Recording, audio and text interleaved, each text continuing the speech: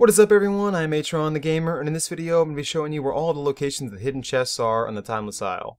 I've created this map in front of you to depict where each chest lies and what each of them are called. In order for you to acquire some of these chests, you'll most likely need to travel in the air, and you can check out how to do that in some of the other videos that I have linked in the annotations of this one. Also note you will only be able to loot each of these chests only one time per character, with the exception of the weekly chests. Looting these chests is probably the best way to obtain a high enough item level to run some of the LFR raids as well as just some of the regular raids on normal mode. Let's get started, and the first chest I'm going to show you is the Blazing Chest, and it is found in the western part of the Ordon Sanctuary. Note that you do not need to have the legendary cloak to obtain it. All you need to do is enter the Ordon Sanctuary from the westernmost side. This chest will grant you a guaranteed Burden of Eternity, which you can use on a piece of epic timeless BOA gear to upgrade it from a 496 to a 535. It also must be used before you roll the item, and you cannot use it on a timeless curio. Next up we have the Smoldering Chest, and these typically grant the second best loot right behind the Blazing Chest. The first is found to the north of the Blazing Way, and I would recommend that you kill these mobs before you go ahead and loot this. You can also try to distract the mobs by some means of pets or whatnot, friends, and then go ahead and loot the chest. The second chest can be found in the Firewalker Ruins. Again, I would recommend trying to clear it out before you go for it, but obviously you can just loot it and run. Next are the sturdy chests, and several of these can be a bit tricky to get to. The first I will be covering is located on the top of a mountain in the southwest part of the isle.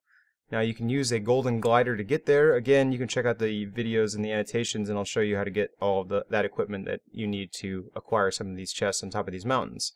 The second is on a mountain that is in the northwest part of the isle. This is lined up with the mountain that you were just on to get the other sturdy chest, and essentially you're going to need to do the same thing you did for the other one. The third can be found by the frogs on the southeastern coast of the Timeless Isle. The fourth can be found in a cave that is just east of the Broken Bridge. This is the same cave that a rare mob, Spellark, spawns in. Moving on, we have the skull-covered chest, and this chest can be found inside of the cave just north of the Celestial Court. Simply run inside and head to the right of the cave, then as the cave begins to drop in elevation, hug the left wall and you will be able to find the skull-covered chest. Up next, I will be covering all of the weekly chests that you can acquire once per week per character. First is a chest that is an underwater cavern in the western waters of the isle, and to find it, you're going to want to line yourself up so that you're in the middle of the archway that leads to the Celestial Court. Once there, swim down and towards the island and you will find an opening. Continue swimming and you will find the first weekly chest. Second, we have another chest that is underwater, only located in the southern waters of the Timeless Isle. Once there, swim down and towards the wreckage of an old ship. Now you will need to kill cursed Hosen Swabbies until you find a barnacle-encrusted key. Once you have the key, swim into the lowest level of the ship and towards the staircase. There you will find the second weekly chest.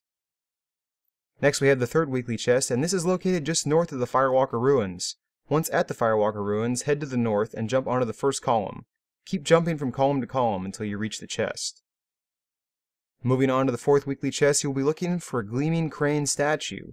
Go up to the statue and touch it, and it will launch you into the air, as well as granting you a buff that slows your fall speed and allows you to strafe in the air. Here you will want to loot as many chests as you possibly can. The best I've been able to get is 4. Keep in mind that you do not only fall downwards, but you will have some momentum. In order to control yourself, hold down mouse 2 and move your mouse to the side that you wish to turn, and you can encircle a chest if you're trying to land on that platform.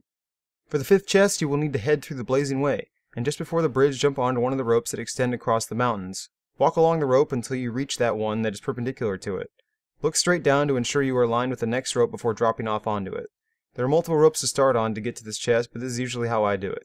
Once at the chest, jump off or drop off, just make sure you don't under or overshoot it. For the last weekly chest, you will need to head to the pirate ship located in the southeastern waters of the Timeless Isle. This is the same ship that Stinkbraid is on. Head to the back of the ship near the steering wheel and run up the rope on the right side of the ship. When you get high enough, jump off onto the mast and run towards the isle. Here I would recommend zooming in on the camera a little bit as the sails can get in your way. Jump onto the next mast and run to the edge of it to loot the satchel.